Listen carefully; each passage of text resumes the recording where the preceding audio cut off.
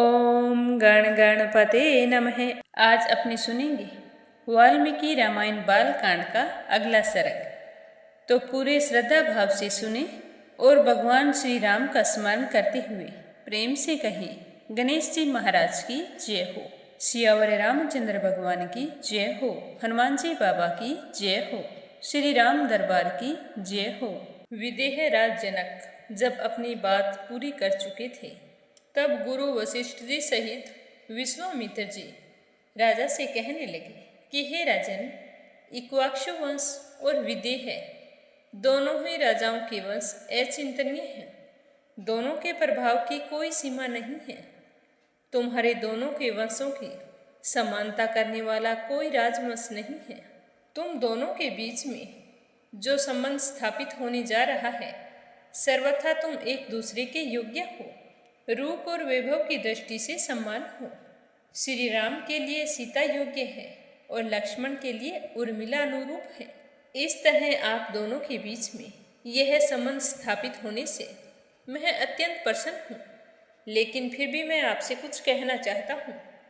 अगर आपकी इच्छा हो तो मैं कहूँ। तो राजा जनक ने कहा कि निसंकोच कहिए कि आप क्या कहना चाहते हैं। मैं आपकी हर बात को सुनना और उसका अनुसरण करना अपना सौभाग्य समझता हूँ। तो गुरु वशिष्ठ जी की सहमति से विश्वामित्र जी कहने लगे कि हे राजन, आपके ये छोटे भाई कुशध्वज बैठे हैं। हमने सुना है कि इनके भी 2 कन्याएं हैं जो इस भूमंडल में अनुपम सुंदरी हैं। हे राजन, मैं आपकी उन दोनों कन्याओं का रिश्ता भरत और शत्रुघ्न से करना चाहता हूँ। इस तरह आपकी 4 कन्याएं राजा दशरथ के 4 पुत्रों के लिए मांगता हूँ, क्योंकि राजा दशरथ के सभी पुत्र रूपवान, यौवन से सुशोभित, लोकपालों के समान तेजस्वी तथा देवताओं के समान पराक्रमी हैं। हे राजन, तुम इन दोनों भाई शत्रुघ्न और भरत के लिए भी अपनी बेटियों का कन्यादान करो और इस समस्त इक्ष्वाकु कुल को अपने संबंध से बांध लो। आप पुण्यकर्मा पुरुष हैं और आपके चित्त में इस बात को लेकर कोई भी व्याघ्रता नहीं आनी चाहिए। आप यह मत सोचना कि ऐसे महान सम्राट के साथ मैं एक ही समय में 4 वैवाहिक संबंधों का निर्वाह कैसे करूँगा। गुरु वशिष्ठ की सहमति के अनुसार विश्वामित्र जी के बोले हुए वचन सुनकर राजा जनक ने हाथ जोड़कर उन दोनों से कहा कि हे मुनीश्वरों, मैं अपने इस कुल को धन्य मानता हूँ, जिसे आप दोनों इक्ष्वाकु वंश के योग्य समझकर इसके साथ संबंध जोड़ने के लिए स्वयं आज्ञा दे रहे हैं। आपका कल्याण हो। आप जैसा कहते हैं वैसा ही होगा। आप मेरे छोटे भाई कुशध्वज की दोनों कन्याओं में से एक एक को भरत और शत्रुघ्न के लिए चुन लो। ये 4 महाबली राजकुमार एक ही दिन हमारी 4 राजकुमारियों का पानी ग्रहण करें। इससे बड़ी हमारे लिए और सौभाग्य की बात क्या हो सकती है। हे ब्राह्मण देव, अगले 2 दिन तक फाल्गुनी नामक नक्षत्रों से युक्त हैं। इनमें पहले दिन तो पूर्व फाल्गुनी है और दूसरे दिन उत्तर फाल्गुनी नामक नक्षत्र होगा, जिसके देवता प्रजापति भग तथा अर्यमा है।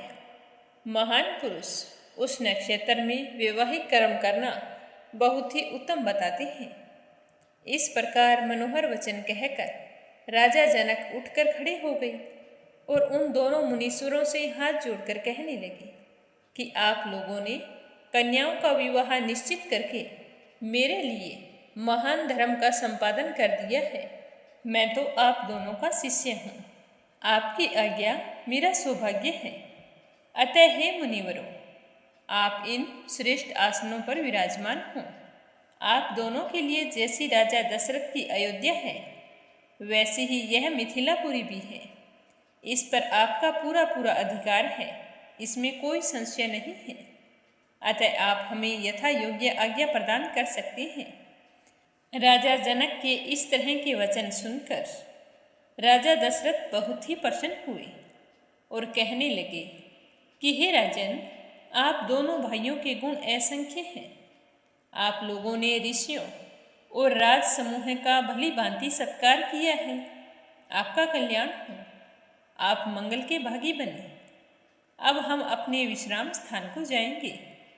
वहाँ जाकर मैं विधि पूर्वक नंदीमुख श्राद्ध का कार्य संपन्न करूँगा और उसके बाद राजा जनक से अनुमति लेकर महायशस्वी राजा दशरथ, मुनि श्रेष्ठ विश्वामित्र जी और वशिष्ठ जी को आगे करके तुरंत अपने आवास स्थान पर चले गए। वहाँ जाकर राजा दशरथ ने विधि पूर्वक आबूदयिक श्राद्ध संपन्न किया। तत्पश्चात रात बीतने पर प्रातःकाल जल्दी उठे और उसके बाद राजा ने उत्तम गौदान कर्म किया। राजा दशरथ ने अपने एक एक पुत्र के मंगल के लिए धर्म अनुसार 1-1 लाख गौवें ब्राह्मणों को दान की। उन गौवों के सींग सोने से मंडे हुए थे। उन सभी गौवों के साथ उनके बछड़े और कांसे के दूध दोहने वाले पात्र भी थे। इस प्रकार पुत्रों के लिए प्रेम पूर्वक राजा दशरथ ने 4 लाख गौवों का दान किया और बहुत सारा धन अपने पुत्रों के लिए गौ दान के साथ ब्राह्मणों को दिया। और इस तरह गौ और धन दान करके राजा दशरथ वापिस आ गए। आकर बैठ गए। उनके चारों ओर उनके चारों पुत्र बैठ गए। उस समय राजा दशरथ की वैसे ही शोभा हो रही थी जैसे शांत स्वभाव प्रजापति ब्रह्मा जी की होती है। तो राजा दशरथ उस समय बहुत ही आनंदित हो रहे थे। तभी अचानक से उसी समय वहाँ पर भरत के सगे मामा केकई राजकुमार वीर युधाजित वहाँ आ पहुँचे। उन्होंने राजा दशरथ के दर्शन करके कुशल मंगल पूछा और फिर कहने लगे कि हे राजन, केकई देश के महाराज ने बड़े स्नेह के साथ आपका कुशल समाचार पूछा है, तो आप हमें सब कुछ बताइए कि आप अच्छे से कुशल मंगल तो है ना, और आपको भी हमारे बारे में जानने की जिज्ञासा हो रही होगी। तो हम सब तो इस समय स्वस्थ और आनंद पूर्वक हैं। हे राजन, मैं मेरे भांजे भरत को देखना चाहता हूँ। मैं इसे लेने के लिए अयोध्या गया था। आप वहाँ पर मिले नहीं और वहाँ पर मुझे पता चला कि आपके सभी पुत्र विवाह के लिए आपके साथ मिथिला आए हैं। तो यह सुनकर मैं यहाँ तुरंत चला आया, क्योंकि मेरे मन में अपनी बहन के बेटे को देखने की बड़ी लालसा थी।